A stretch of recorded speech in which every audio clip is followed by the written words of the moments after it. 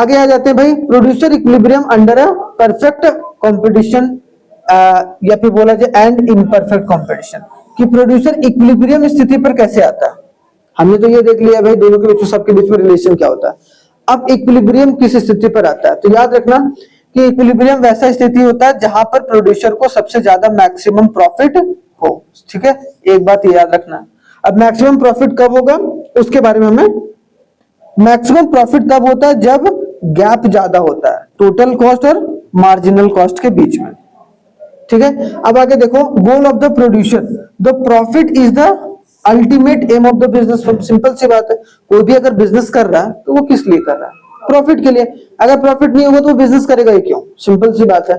तो therefore all economic decision of the firm generally target towards the maximization of the firm's profit, कि profit maximization के ऊपर focus करेगी। कौन, profit maximization के ऊपर।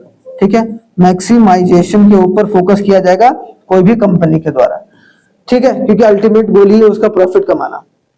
आगे देखो नेक्स्ट, कि प्रोड्यूसर जो इक्विलिब्रियम है, what do you mean by producer equilibrium. Producer equilibrium refers to a situation in which a rational producer maximize its profit and minimize its loss. कि इक्विलिब्रियम कब होगा, कि वो मैक्सिमम प्रॉफिट कमाए, simple सी बात है, maximum profit and minimum loss, बस ये दोनों चीज।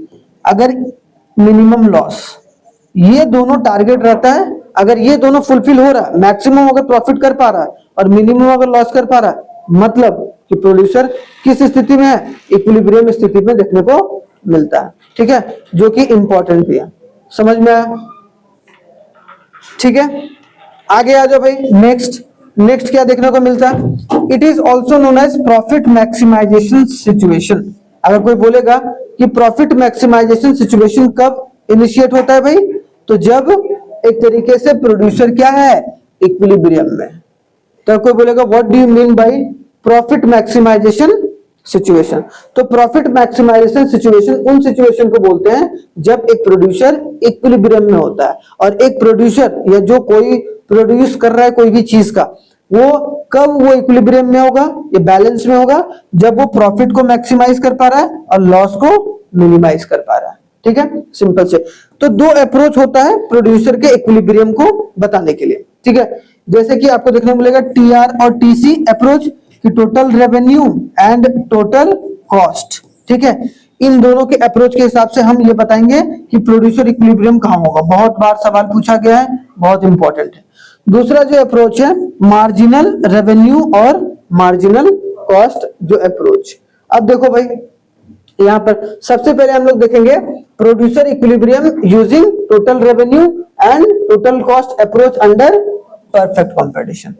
अब ये सब एक एक करके टर्मिनोलॉजी याद करके चलना है, हमें कंफ्यूजन नहीं होना चाहिए।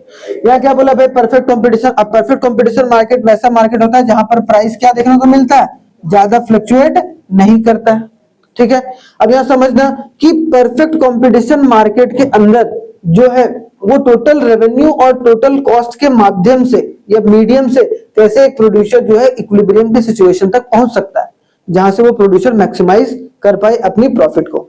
अब बोला कि under perfect competition market total revenue is upward sloping. याद रखना, टोटल जो रेवेन्यू रहेगा वो देखो यहाँ टोटल रेवेन्यू हमेशा क्या रहेगा, अपवर्ड। क्योंकि हमेशा क्या होता है, उसकी प्रोडक्ट जो है बिकते रहेंगे। ऐसा नहीं होगा परफेक्ट कंपटीशन में कि आपका एक भी माल नहीं बिकेगा, बिकेगा और हमेशा आपका बिकता रहेगा।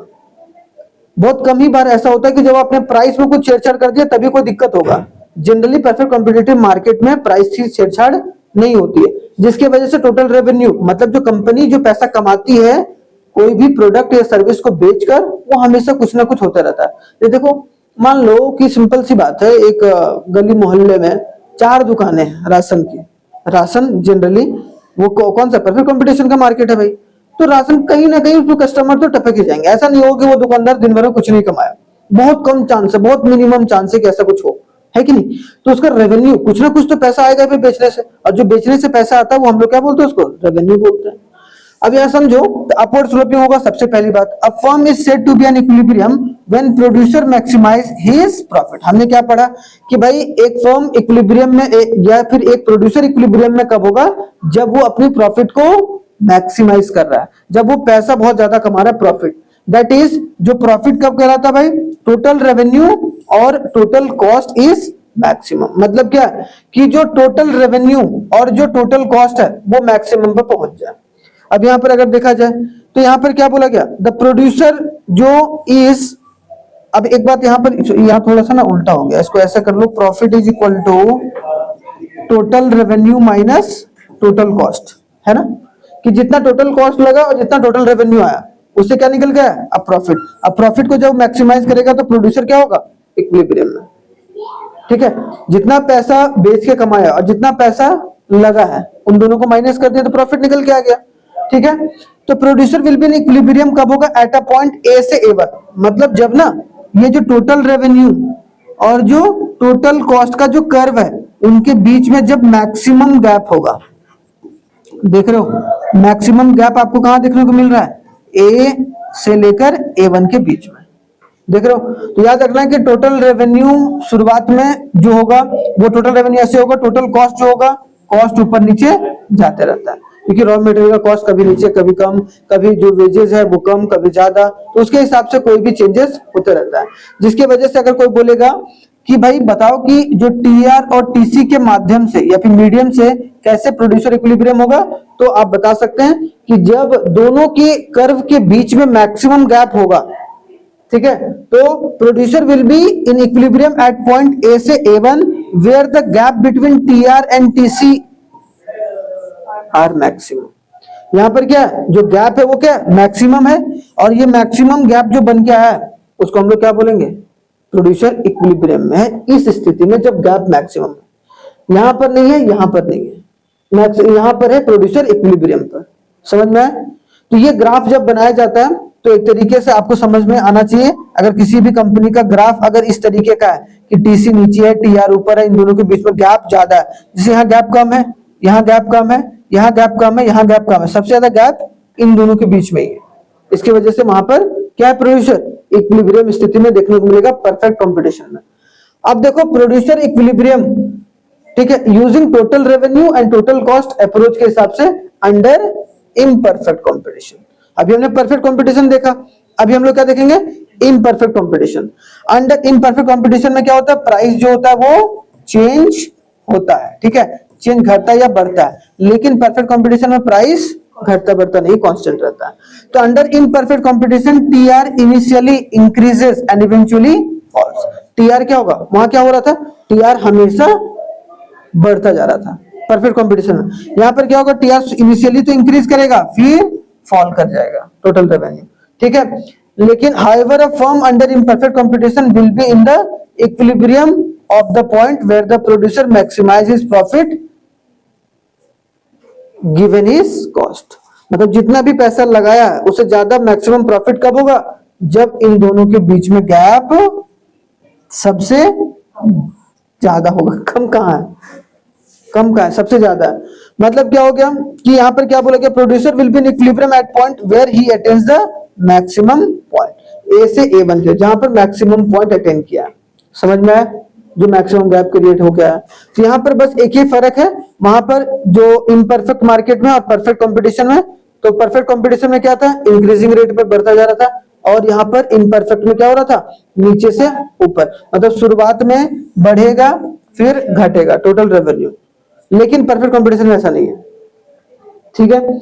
यहाँ पर एक चीज और समझना है, ये कुछ थोड़ा सा टेक्निकल चैप्टर है, टेक्निकल इन द सेंस कि थोड़ा समझने वाला चैप्टर है, ऐसा नहीं कि फ्लो फ्लो में समझ में आ जाएगा, इसमें दिमाग लगाना पड़ेगा, ठीक है। अब आगे आ जाओ भाई, हमने दूसरा अप्रोच देखा था ना, ऑन मार्जिनल रेवेन्यू और marginal cost approach. Marginal revenue और marginal cost, marginal revenue is equal to क्या होता है भाई, change in total revenue by change in output, हाई है ना, हाई है ना, ठीक है। उसके बाद under perfect competition MR and AR are equal, हमने बताया था ना कि प्राइस कांस्टेंट रहता है परफेक्ट कंपटीशन में, और जब प्राइस कांस्टेंट रहेगा, सिंपल सी बात है, तो वहां मार्जिनल रेवेन्यू और एआर सब इक्वल था। मैंने ग्राफ में बताया हमेशा एक पॉइंट हमेशा कुछ नहीं आएगा, अगर परफेक्ट कंपटीशन दिख गया तो एग्जाम में एक पॉइंट तो जरूर लिख देना कि प्राइस कांस्टेंट रहता है। परफेक्ट कंपटीशन में प्राइस ऊपर नीचे बहुत कम होता है, ना के बराबर होता है। दे आर हॉरिजॉन्टली, मतलब they are horizontal line parallel to the X axis. X axis मतलब ये price constant, A is equal to M R is equal to A R, और जिसके तहत ये एक्स एक्सिस होता है भाई और ये हमारा वाई एक्सिस, तो ये पैरेलल किसके होगा, देखो ये वाला पैरेलल एक्स एक्सिस के होता है। समझ में आया, प्राइस हमेशा। तो hence there are two essential condition of equilibrium, दो कंडीशन बनते हैं एमआर और एमसी में। पहला हो गया एमआर और एमसी के अप्रोच से, MR should cut MR from below that is at a equilibrium point, MC must be rising. इसका मतलब क्या होगा, यहां देखो, यहां पर क्या होगा, एमसी मस्ट बी राइजिंग, जहां से एमसी राइज कर रहा है और जो इस पॉइंट पर काटा है, मतलब क्या, although MC is equal to MR, यहां पर क्या हो रहा है, यहां पर कौन सा सिचुएशन आ रहा है, MC is equal to MR, आ रहा है कि नहीं आ रहा है।